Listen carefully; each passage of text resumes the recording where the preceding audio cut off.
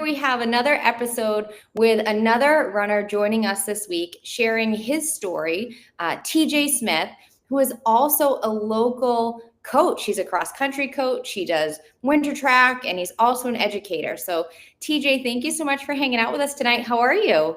Good. Happy to be here. Thank you very much. Oh my goodness, I'm so glad to have you here. I know that you've made a huge impact in the community that you're in. And I just am curious because you are a cross country coach, you're a Right. track coach.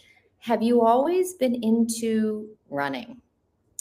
Yeah. So it's I guess at this point now it's a long story, but I started as a soccer player and a baseball player, and I did winter track my freshman year of high school to get in shape or stay in shape from soccer to baseball, and had some success running.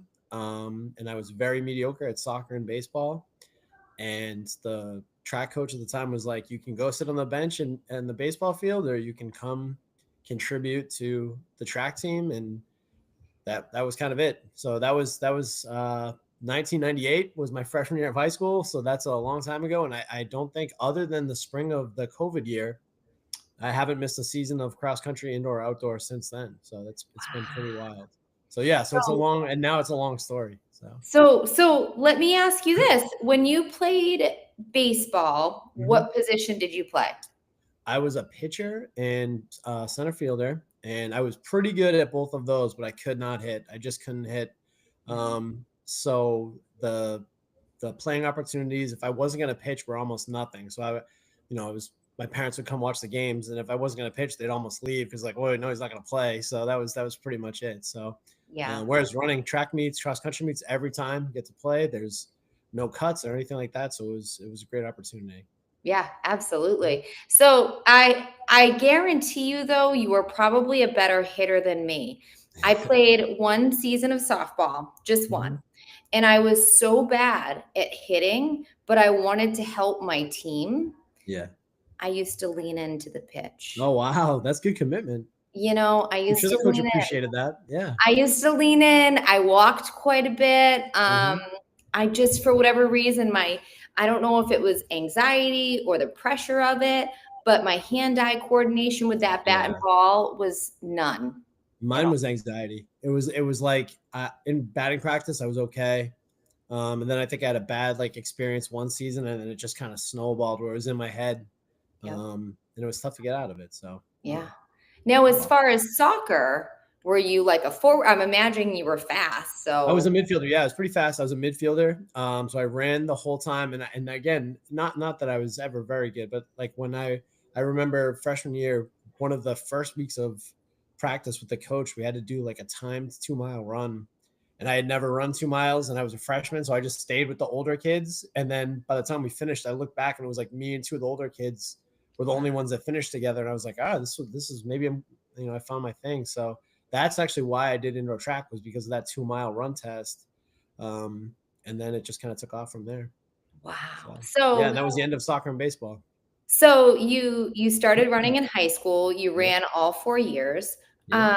What would you say is one of your the memory that stands out to you most when it comes to running when you were in school? Do you In have like high a school, profound like memory that was like this ingrained in your mind? I was with a fantastic group of kids and a great coach. We won a state championship in 2001, which was just an amazing event. It was, a lot of build up. We were a very small team, super, super talented team. Several of the runners, including myself, ran in college on this very small team. Wow. And I think just like growing together and getting better, and then winning a state championship our senior year as a team, because even though we are all pretty talented, none of us were individual state champions. It was like just a group of kids that worked really hard, and it was a very eclectic group. It was two sets of twins, so four kids. And one of them, they were both football players, if you can believe it, and they did track, and they joined sophomore year because they loved track so much. The other two were the coach's sons, that identical twins. And it was just a great group, and we were very competitive with each other, and got a lot better. So I think winning that state championship was kind of like the culmination of a lot of hard work. So that's definitely something that sticks in my head as like a great memory from high school. So After high school Mhm. and even, college and adulthood, have Yeah. you done anything like 5Ks, 10Ks? Like, what have you done for your own journey since then? Yeah, so I ran throughout college at Stonehill College. That was the next 4 years. After that, I've never really given it up. I've done, I don't know the number, probably 15 plus marathons. I've done a couple Ironman races. I've done a couple ultras. I try to stay away from the shorter stuff just because it reminds me how much slower I've gotten. The longer ones, I have no problem with like huge time ranges from my best to what I'm running now. But like the 5Ks, when I look at the 5Ks, it's the pace seems so like, I don't know, frantic to me that it's like I can't. I try to stay away from 5Ks, but that's just like a personal thing. You So know what? yeah, You're not the first person who said that. That was like has run all the way through that I've talked to. That they're like yeah, it's hard now as an adult, and yeah, life has happened, and you have kids and extra stressors, yes, and our bodies are just different compared to 100%. what you did in high school. It's hard to kind of see that time difference. Yeah, absolutely. It definitely is like, and I've raced 5K so often in high school and college that it's like I know, every split, everything, and it's like to do that now at this age, like you said, with all the other things going on in my life is just too much to think about. So I like the long runs. I like to do a couple ultras I've done. I'm just kind of getting into that now. Yeah. But it's definitely been a good way to stay fit. And I always try to get the next race on the calendar so that I keep training. Because I have had a few dips and I found the dips came like where I didn't have the next race planned, and Yep. it's easy to be like, oh, maybe I'll wait till the spring. And then it gets to spring. It's like, well, I'm not really going to be in shape by the end of the spring. So maybe I'll do the fall. So it's like, as soon as I finish one thing, I try to think about what the next thing will be, Yeah. just to keep me going. Now, ultras, Mhm. how the heck did you decide that? Like, that's like, what It was, distance ultra have you done? I guess is my yeah, first I've done question. a few Like, 12 hours, 12-hour races, as far as you can go in 12 hours. mhm, One of them I did just 52 miles was one of them. And the other one I did recently, I stopped at like 6.5 hours because I was not dressed appropriately for the weather, to be honest with you. So I did like 32 miles. And that came from a friend of mine, a college teammate, who I moved about 3 years ago, and I moved into the town that he lived in. And so we started running together again. And we'd stayed kind of close, but now I live in the same town. And so we started running again, and he's into ultras, so he got me into it. He does 24-hour ultras, and I'm not sure if I'm gonna do that. I don't know yet. My thought is no. I don't know if I have the attention span for that. But so yeah, there's yes. there's So a I woman I just I talked wanted to give it a shot. yeah, there's a woman I talked to, whose episode aired, I think 2 weeks ago. Her name's Yeah. Lindsay, Hmm. and she was leaving, and they ended up getting hit with the hurricane down south, Yeah. so she didn't get to Hmm. go, but she was doing a weekend ultra, and you Yikes. tent, like, you're in a Yeah. tent on Yeah. Friday, and Yep. then you're running pretty much all day nonstop, and then you camp out on Saturday, and then you run Right. again. Like, it's just, like, this whole process. I'm like, "Wow." Yeah. Yeah, I don't know if I would ever want to do that. It's the 12-hour one was I did Anchor Down, which is in Bristol, Rhode Island. It's a Colt State Park. It's beautiful. And it's overnight in August. It's 7 p.m. to 7 a.m. And it's like right on the water. So with the moon, it's bright enough that you can kind of see everything. And that was not bad. Like I said, it was in August overnight. The one I did recently was the hamster wheel in New Hampshire, and it got so cold. And there's people there. There's a 30-hour option there.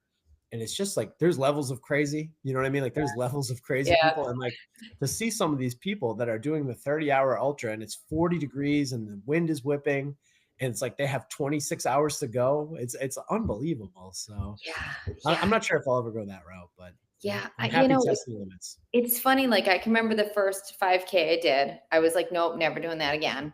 Yeah. And then I ended up doing a half, Hmm. stupidly, was like, "I'm never doing that again." Yeah. But then I do a half again, and then I'm like, "Okay, not so bad." And Yeah. then it's like, then you think the next race, I like, I did know. the half, and then in Plymouth, Massachusetts, they used to have a 16-mile race Mhm. through their, park over there, Yeah. and I did that, and I was like, "Well, what's 10 more miles at that point?" Right. And you just, like, you keep catching the bug. It's Yeah, I know. It's almost like a gateway drug where it's like if I can do this, I can do the next one, and then And then once you're in the community, you get all the advertisements, you get into the podcast, you get into like the Instagram, and you see all these cool things people are doing. Like, I would like to try, I'd like to be part of that. And I feel like that's a big part of it too. Yeah. Yeah. No, totally. So, as far as your running journey, Yeah. can you share with our listeners a mistake that you maybe have made during a training cycle, or something that like you've even seen your runners do since anything like a mistake that we could learn Yeah. from you? Yeah. I'm trying to think of, I mean, one of the big ones was getting some success through hard work and then assuming more was always better. I think that was the biggest one. And when I was young and trying to be fast for me, I kept slamming into that roadblock where it was like, if I ran 50 miles a week and could run this fast in the 5K, then I could certainly run faster if I did 60 miles a week, 70 miles a week, 80 miles a week. And I think that being mature in the sport is knowing that more is not always better. In fact, likely more is going to lead to like a setback. Yeah. We, as a coach, with some of our like faster athletes, they definitely run into that where they see, again, this is where like the Instagram stuff can be a problem, where they see kids training, because kids that are doing well always share their training, and kids that aren't doing well don't share their training. So it's, Yep. you only see like the people that have it like the perfect setup where they're getting enough sleep and they're doing all these things. And then you think it's the mileage, when in reality, it's like the sum total of the years of work they've put in, and the sleep Yep. and the nutrition and all of those things. So for me, I'd say that was definitely the lesson I had to learn the hard way a few times. I got a few stress fractures. I missed, 12 weeks at a time, a few different times from just, I really wanted to get better. And I thought the only way to do that was to just do as much as I possibly could. And now, like you said, as we've gotten older, it's part of it is learning that not only is that not the case, you have to be really strategic with like your recovery and all those things to make sure that, you get through the cycle. I forget, half the marathon is getting to the starting line healthy. I mean, that's, Yeah. if you do that, you should take a deep breath and be like, that's a huge success. Like I survived the training block. I'm healthy. I'm fit. I'm ready to race. And that's a lot of times, I think, for people, especially over 40, that is like a big component, is getting to the starting line healthy. Yeah. Yeah. Absolutely. I love that. I don't think anybody's said that about not trying to keep kind of like one-upping yourself, Yeah. and understanding that it's a process and it takes time. And you're right, social media can be such a great space, but it can be such a challenge to Yeah. compare yourself to everybody. And Yep. I know for me, I almost look for people who aren't elite athletes to Right. follow, that Yeah. are honestly like, hey, and they have fun with it. They're like, oh, I'm a sloth pace, I'm Absolutely. a turtle pace. But I'm like, but that's like a real person that shows Right. the ups and downs. And that's what I want to Absolutely. see. I know that. So last year was it last year? 2 years ago, I had a tibial stress fracture. And there was Mhm. another girl on social media that had something similar happen to her. We're both like in boots and recovering. Right. And my heart was like, oh my goodness, like, am I behind? Because she would come out of her boot and she'd start running right away. And then she's Right. posting, she's running 8 miles, 9 miles, where Yeah. I got a physical therapist who's a run coach who I worked Mhm. with. And it was a lot slower progression. And that was hard for me for a while, because I'm like, well, Yeah. everybody else gets out of their boots and they're running. I'm walking. Right. Like, is Yeah. this, and it can set you back, It's unfortunately. tough. Yeah, and it's also like the injury cycle. You got to get out of the cycle, because I feel like particularly younger athletes are so eager to get back that they'll start to feel better and they'll try to jump right back into training, and then Yep. they'll get hurt again. And what was going to be 10 weeks is now 14 weeks or 16 weeks. And if they had just stuck with the plan, so it's hard. And those, I think, I hate to say it, but I feel like some of those lessons, you have to learn them the hard way. You know what I mean? You can hear people like me, like their coach or someone on a podcast or an Instagram, be like, can't rush back. But I think until you live through it, it's hard to listen to other people in some of those instances. So. Yeah. Sometimes we're all just stubborn and we think we I know know. Well, better. that's the sport, right? That's the sport. That's the kind of person. That's the kind of person that's drawn to the sport, I think. So Yeah. it's doubly tough. The tenacity to never give up, even if like the Right. first mile is horrible. You're like, no, I'm just going to keep going. I'm just going to keep Exactly. going and Yep. it's going to get better. Yep. Yep. So this is one of my favorite questions to ask every Okay. listener, and don't answer however you're comfortable. Okay. What is the most embarrassing thing that's ever happened to you while running Oh or man. Yeah. you've seen happen while you've been running or on a race or anything? Okay. I'm gonna do the most embarrassing thing that happened to me was I was in a pretty competitive 10K in college, and we had gone pretty far for the 10K, and we stayed really late because the 10K was the last event on like the Thursday night that we were there. So like the whole team stayed for the 10K, Yep. which was great. I'm glad they're all there, and I went to go do my warm up, and it was in a stadium. Then all the gates were locked because it was so late, and it was like a stadium that's kind of full during the day, but by the time you get to the end of the track meet, there's not a lot of people there. Yep. And I uh, couldn't get back in, and I missed my race. Like I couldn't find the entrance, Oh. so I went to go do my warm up. Uh, and I left to go. I left the stadium to go run, and I'm like out warming up, and I'm like, I should probably get back. And then the way I left was locked, and there was no one there. So then I run around. It's like another entrance. There's no one there. I don't have any cell phone or anything on me. And then I hear them calling on the PA, like the 10K second call, and it's huge, and I can't get around there. And then I got into the stadium before the race started, but I couldn't get down to the infield. So the race started, so I had to like walk over to like the team camp area, and be like, hey, like, because they're standing there, wait, like looking to see where I am, and I like walked up behind them. I was like, guys, I got locked out. So then that was brutal. My dad had come down from Boston to Philadelphia to watch the race. So my dad had traveled, 5 hours. The team waited 2 hours for my race, and I had to like. I felt really bad later for myself. Like later that night and the next morning, I was really mad at myself. But in the moment, I was so embarrassed that Yeah. like this had happened. So that's definitely for me personally, that was like probably the most embarrassing thing. So as a coach, you must constantly be like, all right, where's my runners? Where's my All the run? I'm not time, losing all you. the I'm time. not We're losing you. early for everything, and then I see it. I mean, the kids. I mean, as a parent, it's like herding cats trying to get these kids ready to do what they need to do. And they kind of listen to you, but they're also on their own program. So our track team is 80 kids, 90 kids. So to try to make sure that they're all in the right spot, a lot of it is like, hope and pray, send them out that they do the right thing. Yeah. But a lot of it's up to them being in the right place at the right time. But I can Wow. definitely give them cautionary tales of missing races and things like that.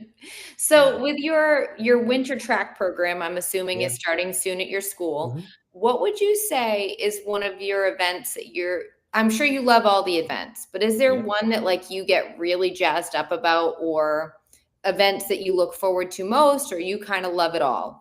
I'm I sure you well, love I'll say I love it all. I really because I race them, I like the middle distance events. But I like the events where the kids that are in the events are all about it and love it. I mean, you get connected to the reason why I love coaching and teaching is you get connected with kids that are passionate about what they're trying to do. So we have a lot of kids that are really passionate and have big goals. And as a coach or a parent, you kind of ride that wave with them where it's like you're with them when they're doing the hard work. You see them putting the time in, you see them making sacrifices, and then you just hope that it works out. So as a coach and as a parent, it's like the hardest part is you have nothing. Once you get there, once you're at the venue, it's like the outcome's out of your hands. So you have to watch and hope that they come through. And when they do, it's great. And when they don't, it's heartbreaking. And you know, it's so I'd say my favorite event is the ones where the kids that are involved in the event are really committed, and really want to do well. So those mean the most to me. Now, do you find you have athletes that join your program in like their off season of like Mhm. another like what do you find is like often like the bigger season to pick up people or So stuff like that? winter is definitely our biggest season, and track in cross country is like that in general. We're a lot of people's second or third sport. So if you're a soccer player like I was, and you want to do something to bridge the gap to the spring, we get a lot of kids that don't do basketball. In the spring, we get kids that are basketball players or football players that don't do baseball. We get girls that play softball that aren't playing softball in the winter or cross country or whatever the case might be. So like it's like a mosaic of like people with different motivations. We have kids that are getting Division I scholarships for track and field, and we have kids that like this was a sport that fit their schedule. So it's like quite the gamut, and all we ask is that they're committed to getting better and to helping the team. And overwhelmingly, they do, and then we hope they have a positive experience and come back. But yeah, it's quite the interesting. Track is different than a lot of sports because we get those different groups of kids coming together in one team. So, which is another reason why I love it, though. Yeah, that's great. Yeah. So, what is when it comes to your running, what Mhm. is your favorite fueling or fueling? Do you have a fueling strategy, I guess? Like, do you have something that you love to eat before you're running or when you're out, especially your longer distances, or do you just Long kind of wing it? No, I don't. I say closer to wing it. When I do long runs usually on Sunday mornings here, with the guy that I ran with in college that lives in the same town as I do, and we'll put like a cooler with like the mini Mountain Dew cans and like waters and stuff like that. So I'd say like the mini Mountain Dews have been like a lifesaver for me. I started that with the ultras, and Mhm. now I use them for triathlon and for like long runs and marathons. It just the quick sugar hit and the taste. I don't drink soda other than that, so that always hits the spot. But for strategy, it depends on the race. But usually I'm a banana and peanut butter before, and then Mountain Dew during the race, which is probably I've terrible never for heard you. Mountain Dew. That's the Really? first Yeah. time I've heard Mountain Dew. I've heard one of the ones that surprised me was mustard packets from Oh, I've McDonald's. never heard that. I've never heard that. Yep, there was Have a you done pickles? Have you done pickles at all? I've not done pickles, but a Okay. person that I interviewed this week does pickle juice. But I when like he pickle was juice. running a marathon Yeah. in New Orleans, he saw a sign that says pickles, so he thought it was Yeah. pickle juice, but it was pickle vodka. So that was a bit of a surprise for him. Yeah. Yep. Yep. I'd be Uh, shocked. Yeah. he was a little surprised with that one.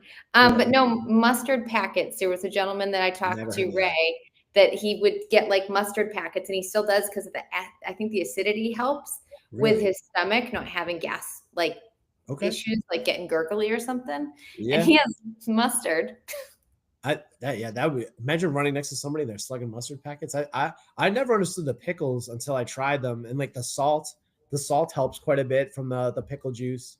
And then the Mountain Dews, I don't know where it started, but like just a little, I don't know, there must be 8-ounce cans, the skinny Yeah, little yeah. cans. We put those out and then drink those at the halfway point of the long run. It's like just a quick, I mean, as you're drinking it, you can feel like the sugar and caffeine hitting you. So I yeah, haven't had but a Mountain Dew in forever. You know, your students are going to hear this, and they're I going to know. all Yeah. be waiting for Yep. Mountain Dew at their There's like got to track. be like a minimum distance to earn the Mountain Dew. I don't know, because if you're running 3 miles, I don't know if you need a Mountain Dew halfway through, but Probably not. no, Probably not, but who knows, right? yeah, So what do you have going on at the school? Because I know we've talked about, and depending on where this airs, people yeah, might be able to be a part of something really, really cool. And if it's already happened, maybe they can be a part of helping still making a difference within the school. So talk to us about yeah, where you are, where you work, yep. in Southeastern Massachusetts, and how we can support you and the community. All right. Well, thank you. So I'm in Middleborough. I teach in Middleborough, which, as you mentioned, is southeastern Massachusetts.